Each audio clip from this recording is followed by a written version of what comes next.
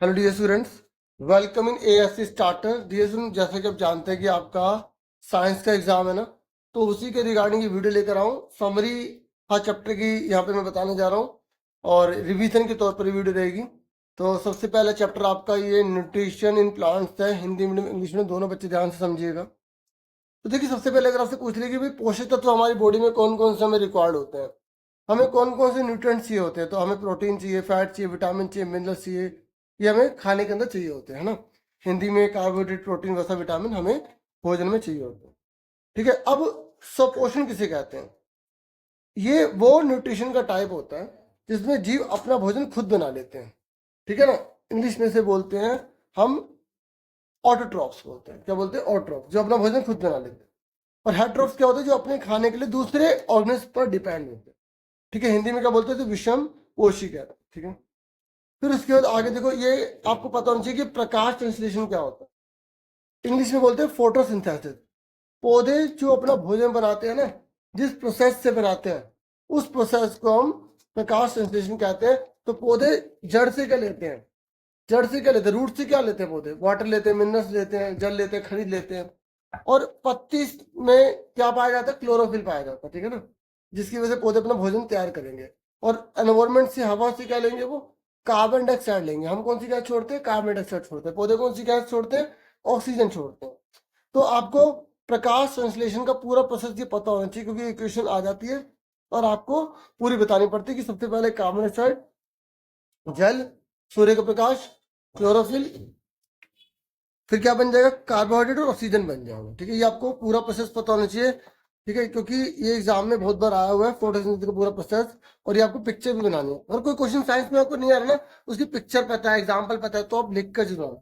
अगर उसमें लगा टीचर को नंबर देने के, तो वो जरूर देंगे।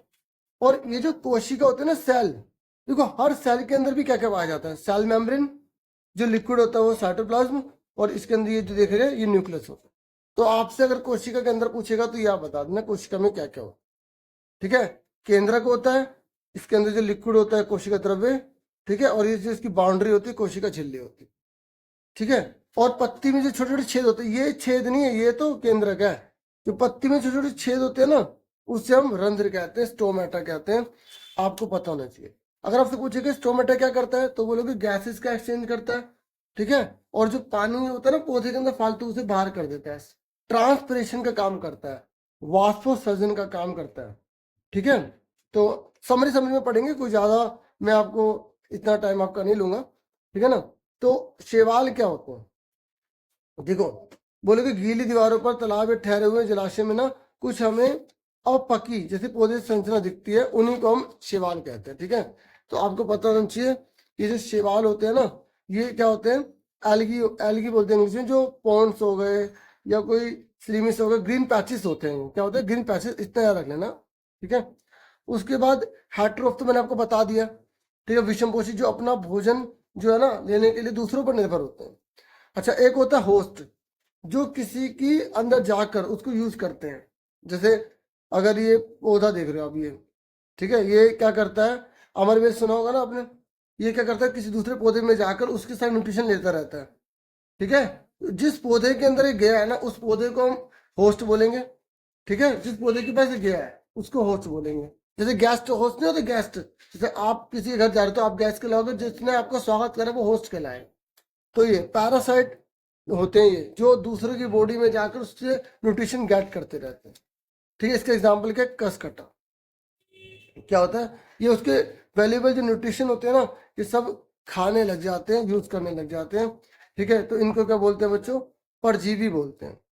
क्या बोलते हैं? परजीवी।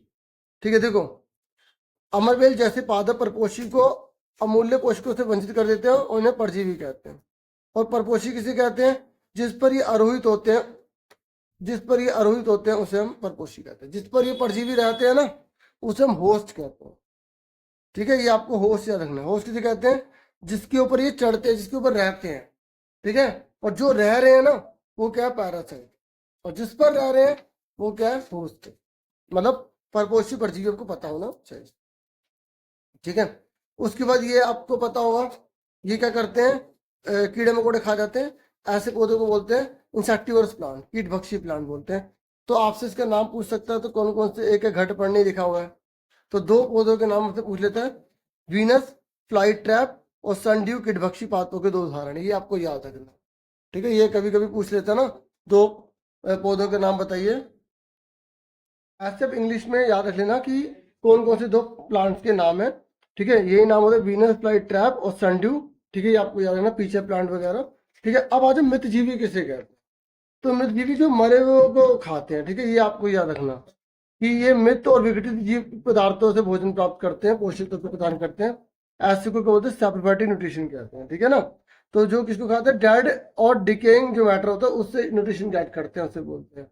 फिर आपको ये पता होना चाहिए सिम्बायोसिस किसे कहते हैं। देखो, कुछ ऑर्गेनिज्म ऐसे होते हैं जो मिलकर ना एक दूसरे को शेल्टर और न्यूट्रिशन शेयर कर लेते हैं, आपस में मिलकर रहते हैं, जैसे फंगी और एल्गी हो गई। अगर आपस में शेयर कर रहे हैं ना दूसरे से चीजें, तो उसे हम क्या बोलेंगे, सिम्बायोटिक रिलेशनशिप बोलेंगे, सहजीवी संबंध बोलेंगे। इसमें लाइकन सबसे अच्छा इसका एग्जाम्पल है। तो लाइकन में 2 जने होते हैं। ठीक है, एक शैवाल होता है, दूसरा कवक होता है। ठीक है, याद रखना कौन होता है सिम्बायोसिस में। सबसे अच्छा एग्जांपल लाइकन है, एल्गी और इसमें फंगस होती है, जो मिलकर एक दूसरे को जिंदा रखते हैं। उसके बाद राइजोबियम के बारे में आपको पता होना चाहिए। राइजोबियम क्या करते हैं, ये क्या करते हैं, ये ना नाइट्रोजन का फिक्सेशन का काम करते हैं। ठीक है, जो राइजोबियम होते हैं वो क्या करते हैं, नाइट्रोजन को क्या करते हैं, फिक्स करने का काम करते हैं। और ये किन किन पौधों में पाए जाते हैं, चना, मटर, मूंग, सेम, इनके जड़ों में पाए जाते हैं। ठीक है, तो ये दालें फलीदार होती है ना, उसके अंदर पाए जाते हैं। इससे क्या होता है, नाइट्रोजन का फिक्सेशन हो जाता है, तो इससे क्या होगा, पौधों को न्यूट्रिशन वगैरह मिल जाते हैं, पोषक तत्व मिल जाते हैं, जिससे कि पौधा अच्छे से काम कर पाता है। ठीक है, तो नाइट्रोजन को डायरेक्ट नहीं ले सकते, आपको लिगुमिनस प्लांट याद रखने हैं। अब उसके बाद नेक्स्ट चैप्टर देखते हैं। देखो, बुक के सारे आपको fill in the blank writing matching करनी है, क्योंकि इसी से बहुत सारा जो पेपर है ना कवर हो जाएगा। ठीक है, और ये क्या आपने पढ़ा, ये जरूर पढ़ना आप अच्छे से। अब उसके बाद सेकंड चैप्टर है ये न्यूट्रिशन इन एनिमल्स। देखो, इसमें ना एक तो ये पिक्चर बनी हुई आ गई थी, ये जटिल पदार्थ होते हैं, इसको सिंपल में बदला जाता है, ताकि हमारी बॉडी के अंदर जो है ना डाइजेशन हो सके, पाचन हो सके। ठीक है ना, तो पाचन क्या है, जो जटिल पदार्थ होते हैं उसको सरल पदार्थ में बदलने की प्रक्रिया को क्या बोलते हैं, पाचन कहते हैं। क्या कहते हैं, डाइजेशन कहते हैं। जो कॉम्प्लेक्स सब्सटेंस होते हैं उसको हम सिंपल में बदल देते हैं। ठीक है, और ये आपको पता होना चाहिए कि ये कौन कौन से फूड लेते हैं और इनके कौन कौन से मोड होते हैं, ये भी एग्जाम में कई बार आया हुआ है। ठीक है, स्टार फिश का भी आपको ये याद रखना है। ठीक है, इसको भी आप देखना है, ये किसकी बना होता है, ये मतलब ये हार्ड शेल के बना होता है, कैल्शियम कार्बोनेट का बना होता है। ठीक है, स्टार फिश ये पूरा रहना, ये अपना स्टमक को खोलता है और उसके बाद ये फूड को लेता है। ठीक है, और उसके बाद वहीं से फूड बाहर निकाल दिया जाता है। यही पूरा डाइजेशन का इसका काम होता है, पेट से ही होता है इसका सारा डाइजेशन, ये जब आप इसको पढ़ोगे तो। अब थोड़ा सा समरी है ना, थोड़ा मेन में बता रहा हूँ। मानव में पाचन, ये देखो पूरा इंसान का डायग्राम आपको अच्छे से पता होना चाहिए, एग्जाम में आ सकता है बना हुआ। ठीक है, तो हमारे एग्जाम में अगर आ जाए कि पाचन कहाँ से स्टार्ट होता है, जो डाइजेशन है वो कहाँ से स्टार्ट होता है, तो मुंह से स्टार्ट हो जाता है। ठीक है, स्टार्च को शुगर में बदल दिया जाता है, जहाँ पे सैलिवरी ग्लैंड पाया जाता है मुंह के अंदर हमारे। लाला ग्रंथि पाई जाती है, जो क्या करती है, ठीक है, मंड को शर्करा में बदल देती है। लाला ग्रंथि होती है हमारे मुंह में। ठीक है, मुंह से ही पाचन शुरू हो जाता है। ये पूरा का पूरा प्रोसेस आपको सारा पता होना चाहिए।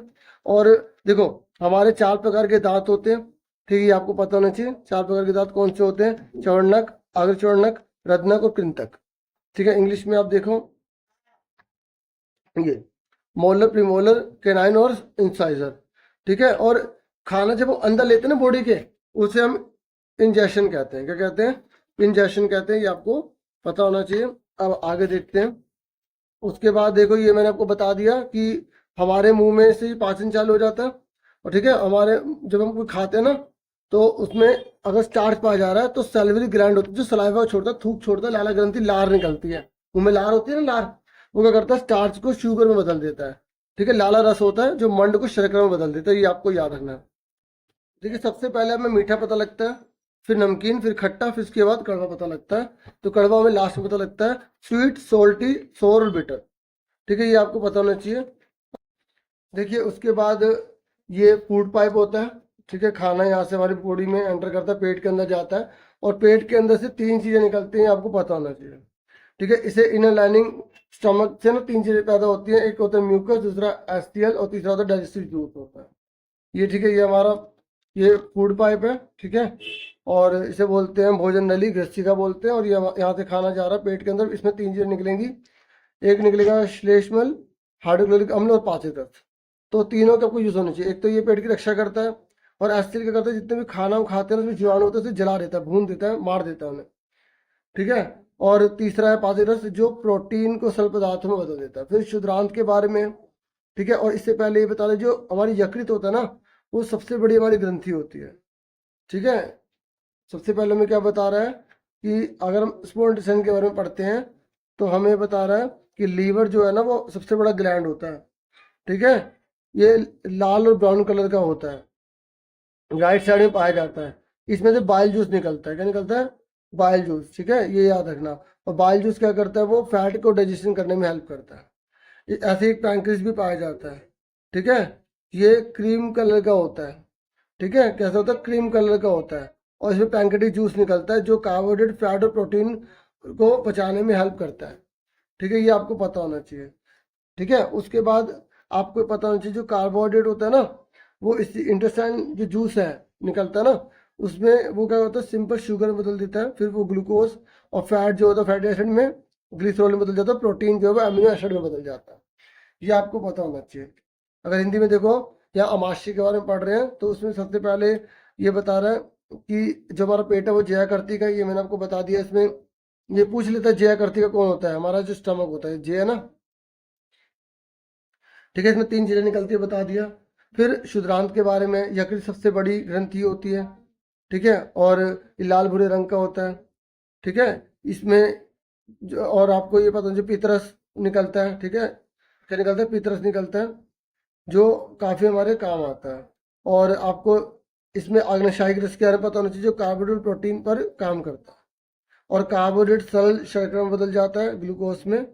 वसा और अम्ल एवं ग्लिसरॉल में बदल जाते हैं। प्रोटीन अमीनो अमीनो अम्ल में बदल जाता है, ये आपको पता होना चाहिए।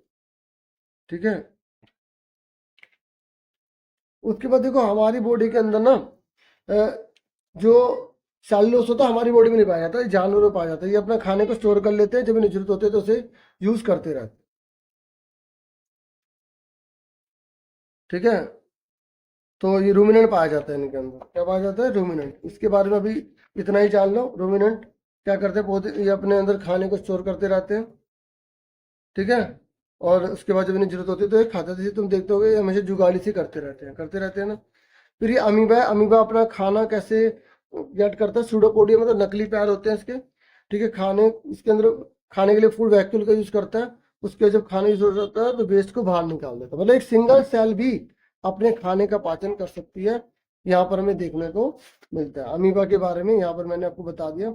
आपको पादाब याद रखना है, नकली पैर होते हैं इसके। और खाद्य धानी, जिसकी मदद से अमीबा अपना भोजन करता है। ठीक है। उसके बाद नेक्स्ट चैप्टर देख लेते हैं हम। नेक्स्ट कौन सा है? फिर ये नेक्स्ट चैप्टर, अम्ल, क्षारक और लवण। अम्ल को एसिड बोलते हैं, क्षारक को बेस बोलते हैं, लवण को सॉल्ट बोलते हैं। देखो, अगर पूछेगा अम्ल क्या है, एसिड क्या है, तो बोलोगे ये याद कर लो, भीमराव अंबेडकर, ब्लू से रेड हो जाए एसिड कहते हैं। और बेस, रवि बना बहादुर, तो रेड से ब्लू हो जाए तो बेस है। सोल्ट किसे कहते हैं? जब एसिड और बेस दोनों मिल जाते हैं तो सोल्ट और वाटर बन जाता है, जिसे हम न्यूट्रलाइजेशन भी कहते हैं, उदासीनीकरण प्रक्रिया भी कहते हैं। तो यहाँ पर आपको उसी के बारे में बता रखा है। अम्ल स्वाद में खट्टे होते हैं, क्षारक जो होते हैं स्वाद में कड़वे होते हैं। अब एसिड शब्द की उत्पत्ति लैटिन भाषा के शब्द एसियस से हुई है, ये थोड़ा सा डीपली ये आपको पता होना चाहिए। ठीक है। यहाँ पर इंग्लिश में भी आप पढ़ सकते हैं। ठीक है, एसियस से, ये लैटिन शब्द है। क्या है? लैटिन शब्द। और इंडिकेटर किसे कहते हैं? जिससे ये पता चलता है कि कौन एसिड होगा कौन बेस होगा। सारी चीजें टेस्ट तो नहीं की जा सकती, सारी चीजें टेस्ट भी नहीं की जा सकती। अब मुंह में टेस्ट करके देखेंगे तो मान लो कुछ खतरनाक हमारा जीभ ही जल जाए, है ना, या हमें नुकसान हो जाए।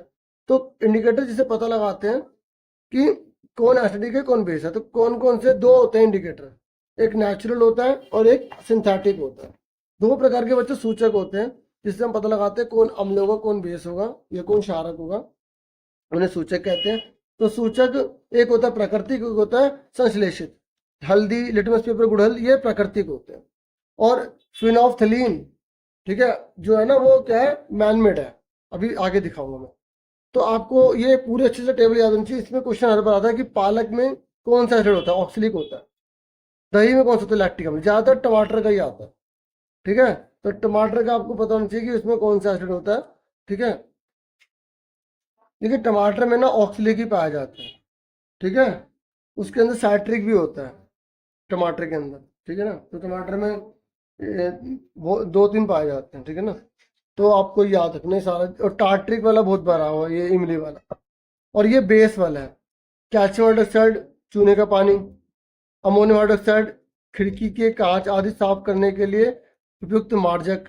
तो ये आपको सारा याद करना है। ठीक है, ये जो लाइकेन है ना, लाइकेन, ये सूचक के रूप में यूज किया जाता है। ठीक है, ये शुरू में पर्पल कलर का होता है, और अगर भीमराव अम्बेडकर अगर ये ब्लू से रेड हो जाए तो ये एसिड है, ये पता लगा लेंगे। ठीक है, और अगर रवि बना बहादुर रेड से ब्लू हो जाए, मतलब लाल से नीला हो जाए, तो वो बेस है, क्या है, क्षारक है, रवि बना बहादुर। ठीक है, ये याद कर लेना। ठीक है, ये आपको अच्छे से पता होना चाहिए। एक याद कर लो ना, भीमराव अम्बेडकर जी याद कर लो, ब्लू से रेड हो जाए एसिड है, तो दूसरा उसका उल्टा होगा। तो लाइकन क्या होता है, बोलोगे ये नेचुरल इंडिकेटर है। ठीक है, ये पौधा उससे निकाले जाते हैं। ठीक है, तो अब आगे सुनो। देखो हल्दी, देखो आपको ना, देखो ऐसे क्वेश्चन में आ सकता है आपसे कि जो गुड़हल है, जो चाइना रोज है, अगर वो एसिड है पता लगाना है, तो कौन से रंग का हो जाएगा, गहरा गुलाबी, डार्क पिंक हो जाएगा। और अगर वो बेस है तो हरे रंग का हो जाएगा। ऐसी हल्दी है, अगर एसिड है तो वही रहेगी, सेम, नो चेंज। ठीक है, और अगर बेस है तो लाल रंग की हो जाएगी। तो इस तरीके से आपसे पूछ सकता हूँ एग्जाम में। ठीक है, तो यहाँ तक हो गया। उसके बाद जरा आपको बता दूं, न्यूट्रलाइजेशन किसे कहते हैं।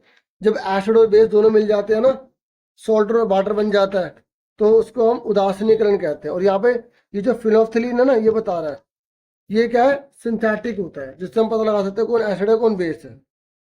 ठीक है, तो आपको इसके बारे में पता होना चाहिए। ये याद रखना डियर, अगर फिनोल्फ्थलीन आ गया ना, अगर एसिड है, अगर वो एसिड है तो उसमें कोई कलर चेंज नहीं होगा। ठीक है, याद रखना, अगर फिनोल्फ्थलीन आ गया, एसिड है तो नो चेंज। लेकिन अगर वो बेस है तो आपको याद रखना वो गुलाबी रंग का हो जाएगा। ठीक है, पिंक कलर का हो जाएगा, ये याद रखना। देखो इसमें फिनोल्फ्थलीन में अगर बेस होगा तब पिंक कलर का हो रहा है वो। ठीक है, ये याद रखना। ठीक है, और अगर आपसे इक्वेशन वगैरह पूछ ले, जैसे थोड़ा बड़ा क्वेश्चन आ जाए कि लवण किसे कहते हैं, तो बोलोगे उदासीनीकरण की प्रक्रिया से जो बनता है नया पदार्थ, उसे हम लवण कहते हैं, सोल्ट कहते हैं।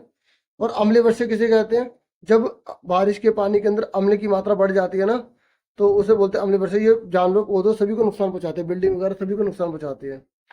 ठीक है, और यहाँ पर देखो ये आपसे क्वेश्चन पूछ सकता है कि उदासीनीकरण की पूरी प्रक्रिया का एग्जाम्पल दो, तो अम्ल, क्षारक, लवण तथा जल ये बनते हैं, तो ये इसका एग्जाम्पल हो गया। ठीक है, ये आपको अच्छे से रट लेना है, याद कर लेना है, प्रैक्टिस कर लेनी है, ये पूरे न्यूट्रलाइजेशन की पूरे प्रोसेस। ठीक है, और ये पूरा का पूरा एग्जाम्पल। ठीक है, ये देखो ये क्या है, अम्ल का एग्जाम्पल क्या है, HCl। ठीक है, जैसे अम्ल आप इतना भी लिख के आ जाओगे ना, HCl प्लस NaOH, और ये बन गया NaCl प्लस H2, तब भी ठीक है। ठीक है ना, ये आपको याद रखना है। ये इन्होंने बता दिया ना कि इसका नाम क्या है, इसका नाम क्या है, इसका नाम क्या है, इसका नाम क्या है। ठीक है, तो ये आपको याद रखना है।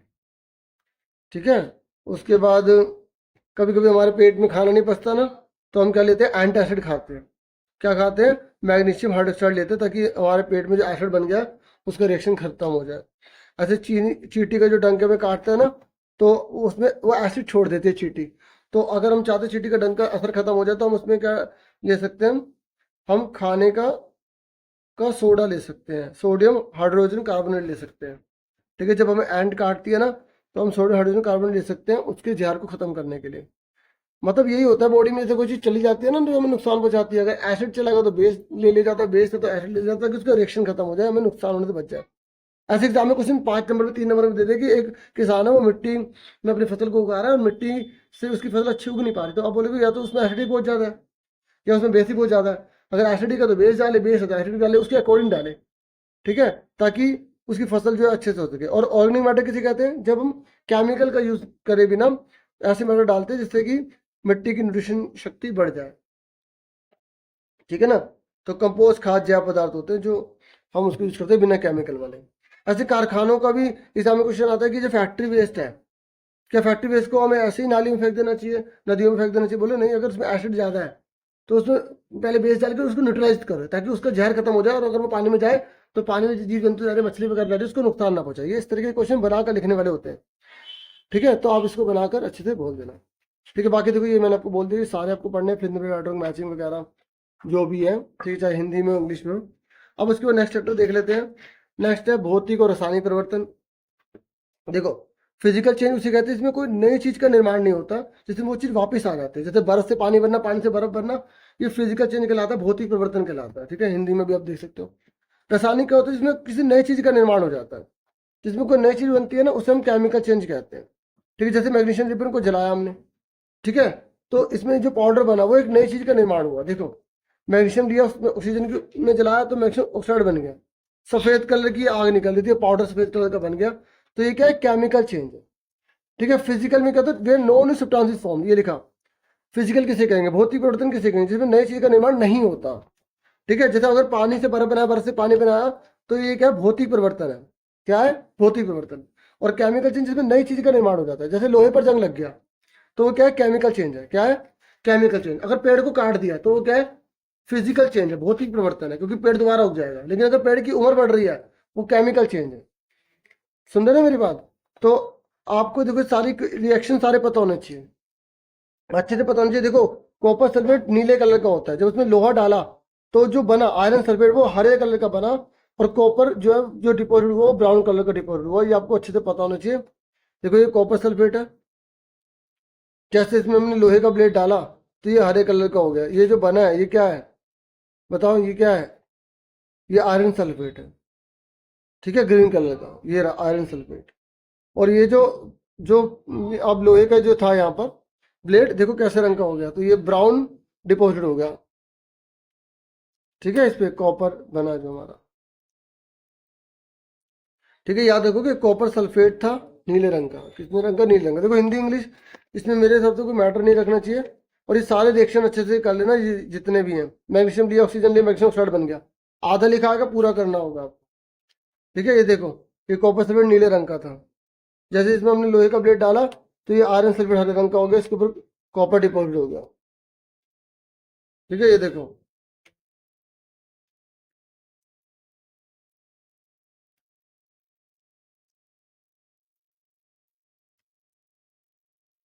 लोहे की कीट में भूरा निक्षेप कॉपर या तांबे की परत के कारण होता है, ठीक है? नया पदार्थ बनता है, देखो केमिकल में नया पदार्थ बनता है, ऐसे आप यहाँ पर भी देख सकते हो। और ये दूधिया क्यों हो जाता है, कार्बन डाइऑक्साइड होती है ना, इसकी वजह से। तो ये देखो कार्बन डाइऑक्साइड लिया, चूने का पानी लिया, तो ये बना कैल्शियम कार्बोनेट बना और जल बना, ठीक है? ये लिखा देखो, सोडे की अभिक्रिया में कार्बन डाइऑक्साइड बनी होती है, जिससे चूने के पानी को दूधिया कर दिया जाता है, ठीक है? तो आपको ये दूधिया पता होना चाहिए, किसकी वजह से वो, कौन सी गैस की वजह से हुआ, कार्बन डाइऑक्साइड की वजह से वो मिल्की हो जाता है, ठीक है? और केमिकल चेंज कब कब होगा, बताओ कब कब हम कहेंगे रासायनिक परिवर्तन हुआ है?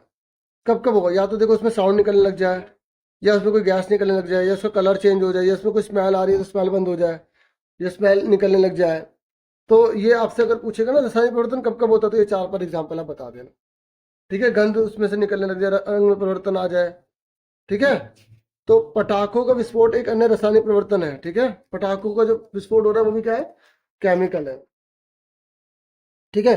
बाकी आपको लोहे पर जंग लगने का फॉर्मूला अच्छे से पता होना चाहिए कि लोहे पर जंग लगने का फॉर्मूला क्या ये आया, वो बहुत बार जंग का फॉर्मूला कहता है Fe2O3, ठीक है? आयरन ऑक्साइड बोलते हैं इसे। और कैसे लगता है, लोहे पर या तो ऑक्सीजन लग जाए या पानी लग जाए तो उस पर जंग लग जाएगा, ठीक है? हवा में खुला छोड़ देंगे, हवा लग जाए, पानी लग जाए, उसकी वजह से जंग लग जाता है, जंग जल्दी लग जाता है अगर पानी हवा के अंदर पाया जा रहा है, जिसे हम आर्द्रता कहते हैं, ठीक है? अब अगर एग्जाम में क्वेश्चन आ जाए कि भाई लोहे को जंग लगने से बचाने के लिए क्या करोगे, तो आप बोलोगे उस पर गैल्वेनेशन कर सकते हैं, पेंट लगा सकते हैं, हाँ या ना? ये रस्ट का फॉर्मूला समझ में आ गया ना, ठीक है? और लोहे पर जंग लगने से बचाने के लिए क्या करेंगे, जिंक की लेयर चढ़ा दो उसमें, या क्रोमियम की लेयर चढ़ा दो। क्रोमियम की लेयर थोड़ी महंगी होती है, ठीक है? जिंक के लिए चढ़ाने को क्या बोलते हैं, गैल्वेनाइजेशन बोल, ठीक है? और हम जो है क्रिस्टल में भी गैट कर सकते हैं।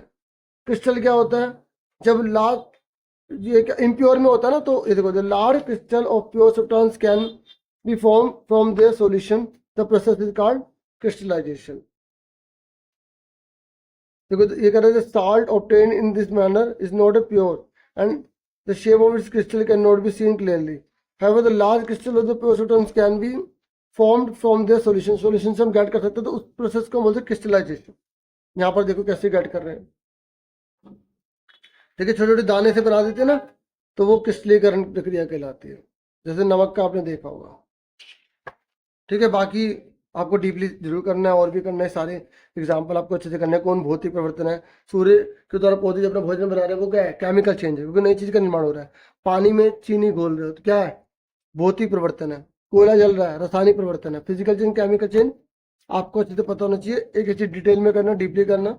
ठीक है, और fill in the blanks order matching जरूर करना ताकि आप अच्छे से कर सको. ठीक है, अब चैप्टर नंबर 9 पे आ जाओ. मोशन एंड टाइम है, हिंदी में गति और समय है.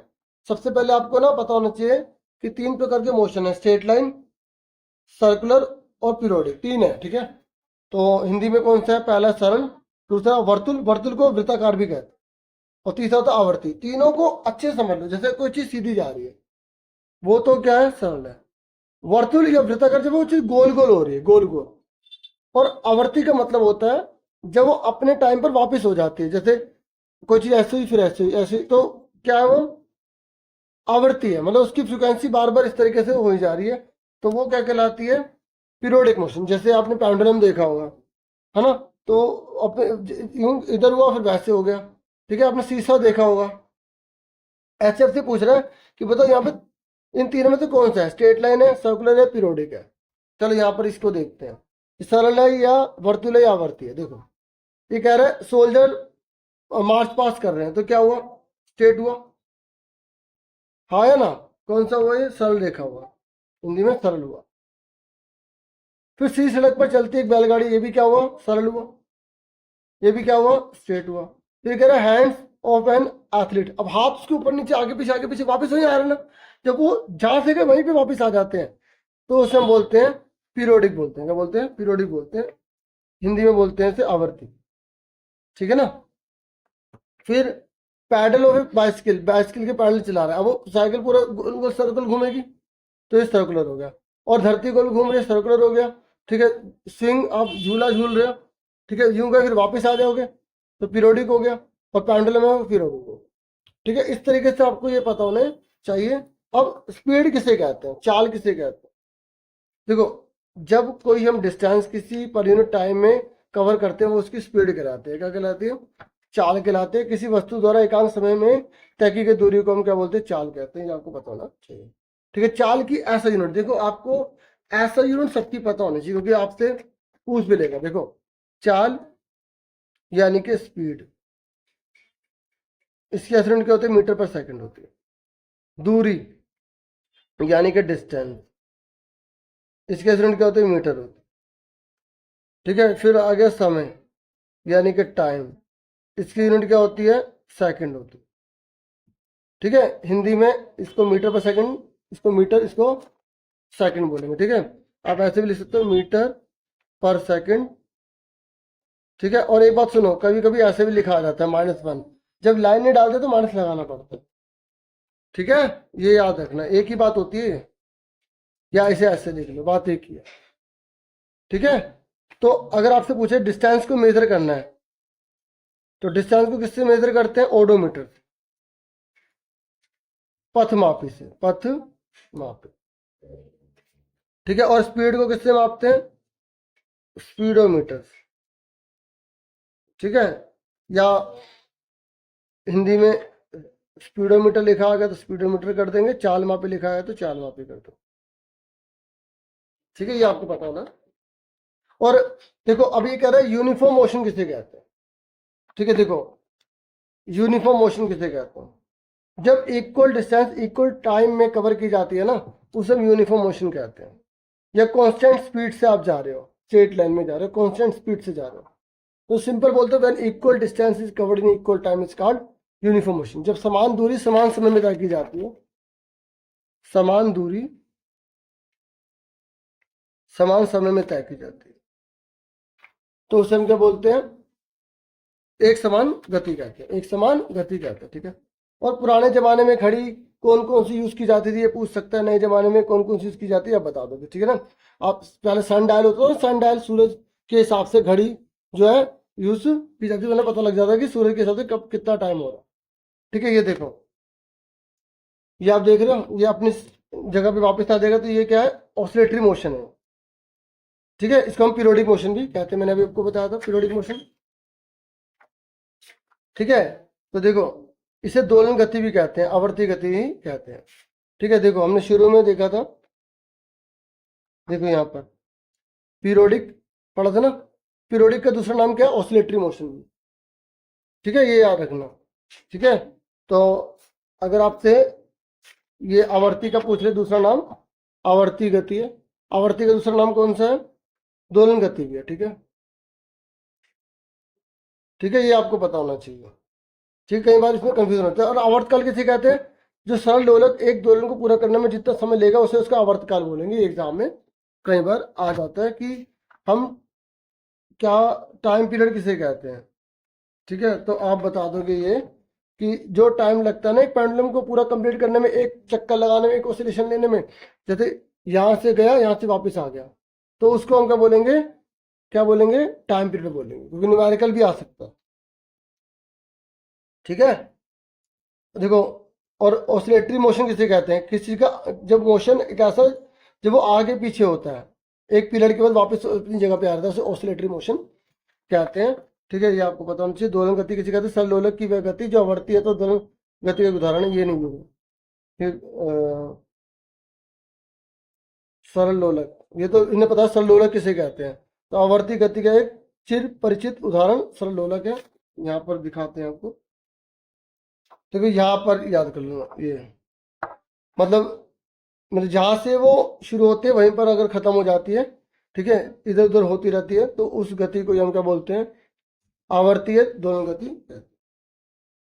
ठीक है, उसके बाद यहाँ पर ये मैंने आपको बता दिया, डिस्टेंस को मापने के लिए पथमापी यूज किया जाता है। ठीक है ना, ओडोमीटर यूज किया जाता है, और चाल को मापने के लिए स्पीडोमीटर यूज किया जाता है। और ये किस में दिखाता है, किलोमीटर पर आवर में दिखाता है। ठीक है, और ये किस में दिखाता है, किलोमीटर में दिखाता है या मीटर में दिखाता है। ठीक है ना, और ये लिखा पथ चाल मापी को हम स्पीडोमीटर भी कहते हैं। फिर दूरी समय ग्राफ, ये याद रख लो, क्योंकि न्यूमेरिकल करने को भी आपके आ सकता है। देखो नीचे क्या लिखा है, ये तो अलग हो गया दूरी समय ग्राफ। यहाँ पर अभी आपको दिखाता हूँ, ये देखो ये रहा, ये देखो ये रहा, ये समय है, यहाँ पर दूरी है। तो आपको बनाने को भी दे सकता है, जैसे एग्जाम में क्वेश्चन ये पूरे टेबल ये बना हुआ आ गया, आपको बोलेगा बनाओ, तो आपको क्या करना है, ऐसे करना है, ऐसे करना है, ये बना हुआ आ जाएगा, आपको क्वेश्चन पूछ लेगा। समय ये रहा, तो समय यहाँ ले लेंगे, पहाड़ा लेना है हमेशा। ठीक है, तो यहाँ पर नीचे ये 5 मिनट है, तो ये 0 हो गया, 1 2 3 4 5, और ये कितना है, 5, तो 1 2 3 4 5। तो देखो 0 पे 0 है, 1 पे 1 है, 2 पे 2 है, तो ये स्ट्रेट लाइन बन गई। और जब स्ट्रेट लाइन बनती है तो उससे हम क्या बोलते हैं, सरल गति कहते हैं। ठीक है, या एक समान गति कहते हैं, एक समान गति, यूनिफॉर्म मोशन कहते हैं। ठीक है, यूनिफॉर्म मोशन कहते हैं। और अगर एग्जाम में क्वेश्चन आ जाए, एग्जाम में क्वेश्चन आ जाए, देखो ये इस तरीके से है, और नीचे क्या लिखा है, नीचे समय लिखा है।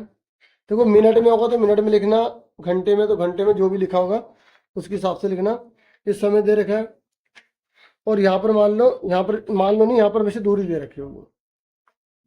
और अगर यहाँ स्ट्रेट लाइन है तो इसका मतलब क्या है, गाड़ी रुकी हुई है, गाड़ी, क्योंकि देखो समय बीत रहा है, दूरी बढ़ी नहीं थी।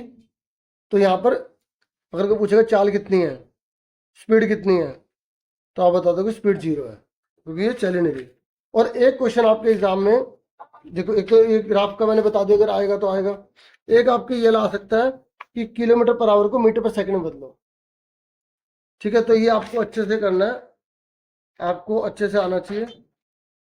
क्योंकि जैसे 320 है, इसने बोला इस किलोमीटर पर आवर को मीटर पर सेकंड में बदलिए, तो किलोमीटर को मीटर में बदलने के लिए 1000 से गुणा कर देंगे, और घंटे को सेकंड में बदलने के लिए 2 बार 60 लिखेंगे।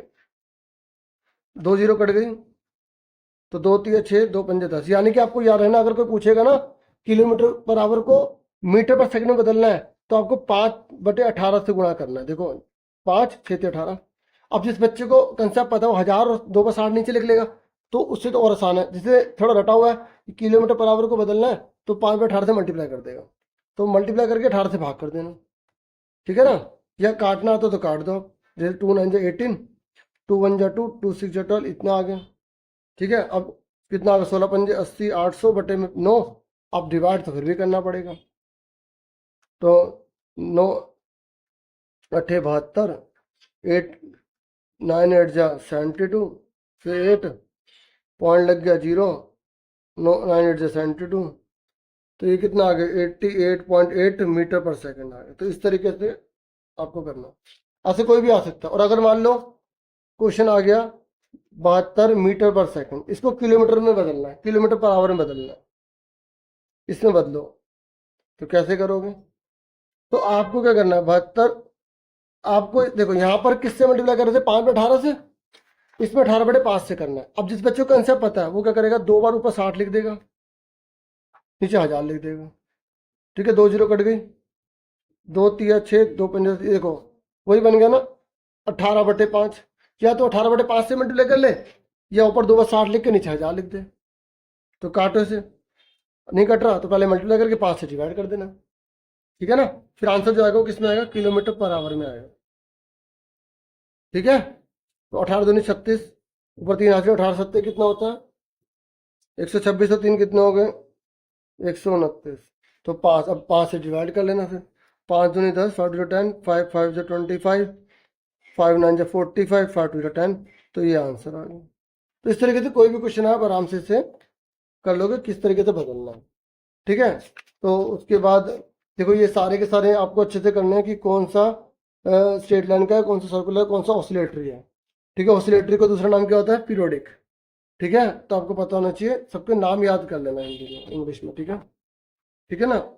वर्तुल, दोलन और सरल रेखा, ठीक है। वर्तुल का दूसरा नाम क्या है, दोलन गति का दूसरा नाम क्या है, ये आपको पता होना चाहिए। और यही बच्चे कंफ्यूज कर देते हैं, कहते हैं हमने वो पढ़ा था और वो आ गया, ठीक है। और तीसरा ये आपको फॉर्मूला पता होना चाहिए, क्योंकि एक न्यूमेरिकल तो जरूर आएगा, ठीक है, न्यूमेरिकल जरूर आएगा। और आपको अच्छे से करना है, देखो दूरी का फॉर्मूला निकालने के लिए तो क्या करोगे, समय गुणा में चाल, और मान लो आपसे चाल पूछ रहा है तो इसको बटे में ले जाओ, तो एक नया फॉर्मूला बन गया। एक फॉर्मूले से आपको सारे फॉर्मूले निकालने आने चाहिए, तो ये चाल का फॉर्मूला बन गया। अगर समय निकाल ले तो इसको बटे में ले जाओ, दूरी बटे में,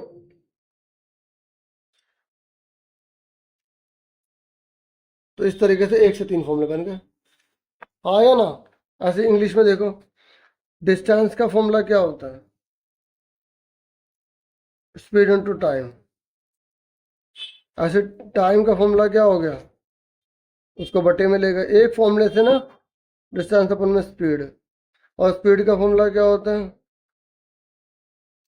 डिस्टेंस अपन में टाइम, ठीक है ना। इस तरीके से फॉर्मूले आपको बनाने आना चाहिए, ठीक है। उसके बाद ठीक है, अभी ये नेक्स्ट चैप्टर है, थोड़ा सा टाइम कम बचा है, तो मैं फटाफट इसमें देखो, अगर अब सेल पूछ रहा है तो सेल में केमिकल कंटेन करता है। और अगर बैटरी पूछेगा तो आप बता दो कि बैटरी में एक से ज़्यादा सेल होता है तो उसे बैटरी कहा जाता है। फिर ये आपको सारे पता होने चाहिए कि सेल कैसा दिखता है, इलेक्ट्रिक बल्ब ये वगैरह। फिर जो बल्ब है ना, बल्ब के अंदर कौन सी दो गैसें होती है, एक नाइट्रोजन होता है, दूसरा आर्गन होती है, ठीक है। बल्ब के अंदर एक फिलामेंट लगी होती है जिसे हम हिंदी में तंतु बोलते हैं, ठीक है। तो थोड़ा थोड़ा ब्रीफली बिल्कुल बताऊँ, बिल्कुल ब्रीफली, ठीक है। बैटरी किसे कहेंगे, जब एक से ज़्यादा सेल होता है उसे बैटरी कहेंगे, ठीक है। तो आपको अगर बल्ब के बारे में पूछे तो बल्ब के अंदर एक तंतु लगा होता है, ठीक है। तंतु किसका बना होता है, टंगस्टन का बना होता है। कौन सी गैस होती है इसमें, आर्गन होती है और नाइट्रोजन होता है, दो गैसें भरी होती हैं, ठीक है। और बल्ब कब कब जलेगा कब कब नहीं जलेगा आप बता दें, क्या पता उसकी फिलामेंट टूटी हो, क्या पता उसमें उतना करंट ना जा रहा हो। तो ऐसे बना बना के कुछ भी क्वेश्चन आप बता देना। और ताप प्रभाव क्या होता है, जब उसी इलेक्ट्रिक करंट को जब हम रोक देते हैं ना तो वो हीट में बदलने लग जाता है, गर्मी देने लग जाता है, जिसका प्रयोग हम हीटर वगैरह में प्रयोग कर सकते हैं, ठीक है। और इसमें एक तो एलईडी की फुल फॉर्म आपको पता होना चाहिए, लाइट एमिटिंग डायोड, और एक सीएफएल की फुल फॉर्म पता होना चाहिए, ठीक है।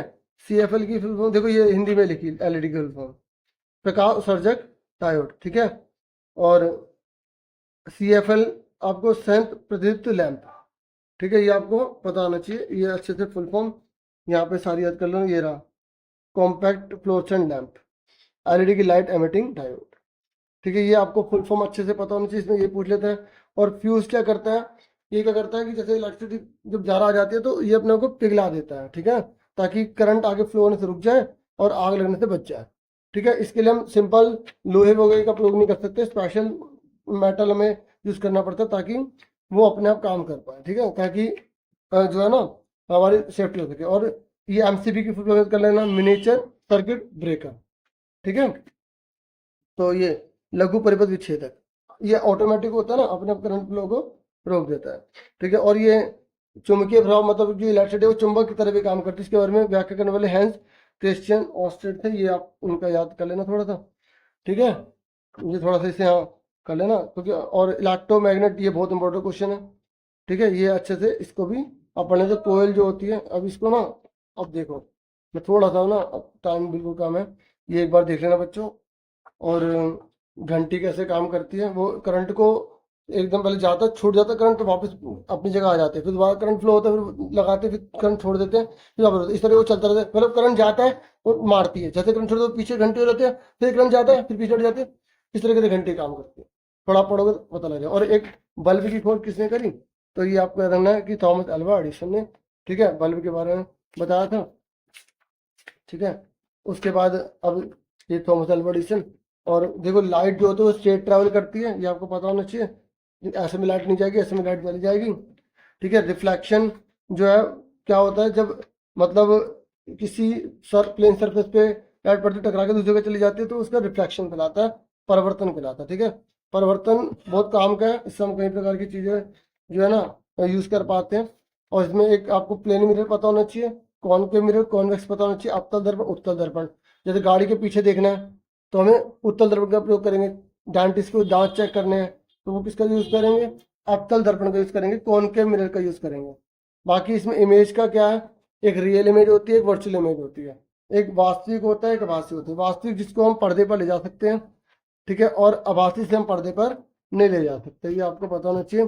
ठीक है, और एम्बुलेंस उल्टा के लिखा जाता है ताकि जो पीछे देखने वाले हैं उन्हें सीधा दिखाई देगा और उन्हें पता लग जाएगा और रास्ता दे देंगे एम्बुलेंस वाले को निकलने के लिए। ठीक है, ये आप ये देखो, ये शीशे की तरह काम कर रहा है, इसमें उल्टा दिखाई दे रहा है ना, ये कॉनकेव है, और पीछे की तरफ कॉन्वेक्स होता है। देखो बाहर रंग जो होता है वो कॉनकेव है, अंदर रंग है ना तो ये क्या है, कॉन्वेक्स है। बाहर वाला रंग अवतल कहलाता है, अंदर वाला रंग उत्तल कहलाता है। ठीक है, ये देखो इसे काट के दिखा रहा है। ठीक है, तो बाहर वाला कॉन्वेक्स है, अंदर वाला कॉनकेव है, ये याद रखना, क्योंकि एग्जाम में पिक्चर बनी आएगी तो आपको बता देना पड़ेगा। ठीक है, रियल इमेज किसे कहते हैं, जिसको हम पर्दे पर दिखा सकते हैं, और वर्चुअल जिसे हम पर्दे पर नहीं दिखा सकते, इसके स्क्रीन पर हम नहीं दिखा सकते। ठीक है, और रिफ्लेक्शन साउंड के बहुत ज़्यादा काम आते हैं, ये लेंस होते हैं। ठीक है, तो ये कॉन्वेक्स होता है, ये कॉनकेव होता है। ठीक है, और ये देखो ये ऐसे लाइट हो रही है ना तो कॉन्वेक्स को हम कन्वर्जिंग कहते हैं, और इसमें लाइट फैलती है ना इसे डाइवर्जिंग बोलते हैं। ठीक है, ये उत्तल होता है और ये अवतल होता है, ये देखिए। ठीक है, ये याद रखना, ये अभिसरित होता है, ठीक है, ये अपसारी होता है। ठीक है, और 7 रंग निकलते हैं, इसाक न्यूटन ने इसके बारे में बताया था। ठीक है, 7 रंग होते हैं, 7 रंग का फॉर्मूला क्या होता है, विब ग्योर होता है, VIBGYOR, violet indigo, blue, green, yellow, orange, red. ठीक है, और सूर्य का प्रकाश सफेद होता है, उसको 7 रंगों में कन्वर्ट होता है, इंद्रधनुष आपने बनते हुए देखा होगा, न्यूटन की डिस्क है, इसको 7 रंग लगा तो ये जो पूरा सर्कल घुमाते हैं हमें वाइट कलर का दिखाई देने लग गया। ठीक है, तो अभी ब्रीफली इतना ही था, बाकी थोड़ा सा इसको आप पढ़ लेना। समतल दर्पण के उपयोग क्या होता है, क्या बनता है। समतल दर्पण में क्या होता है, लाइट का लेफ्ट दिखाई देता है, जो प्लेन मिरर जो हमारे घरों में लगे होते हैं। ठीक है, बाकी एक बात ये, हाँ एक न्यूमेरिकल इसमें आया हुआ है, जैसे मान लो आप यहाँ 2 मीटर की दूरी पे खड़े हैं, तो शीशे के अंदर भी आप 2 मीटर की दूरी पे होगे, तो आपसे पूछ रहा है कि जो शीशे के अंदर इमेज बन रही है और आप खड़े हो, तो दोनों के बीच में कितने मीटर की गैप होगा, तो 2 और 2 कितने होगा, 4 मीटर होगा। क्योंकि देखो शीशे के अंदर 2 मीटर दूर हो गया और आप भी 2 मीटर की दूरी पर हो, तो आपका और प्रतिबिंब के बीच की दूरी 4 मीटर कहलाएगी। तो ध्यान से पढ़ के क्वेश्चन करना, ठीक है, क्योंकि जल्दबाजी में गलत हो सकता है। और देखो एक होती है परछाई जो हमेशा काले रंग की होती है, ठीक है, शैडो, और एक होता है प्रतिबिंब, इमेज, जो रंगीन होती है। ठीक है, और काली भी हो सकती है किसी भी। ये हम इमेज जो पढ़ते हैं ना, या जो इमेज शीशे में हमारी शक्ल बन कलरफुली तो बन रही है। ठीक है, और ये डेंटिस्ट वगैरह कौन के मिरर का कहाँ यूज होता है, कॉन्वेक्स का कहाँ यूज होता है, अवतल का उत्तल का कहाँ यूज होता है, अब एक बार सारे चैप्टर और देख लेना, एमसीक्यू सारे प्रीलिमिनरी डाटा मैचिंग कर लेना। ऑल द बेस्ट मेरी तरफ से। इतने था इस वीडियो में। Thank you for watching and listening carefully. Take care, चाल स्टूडेंट्स।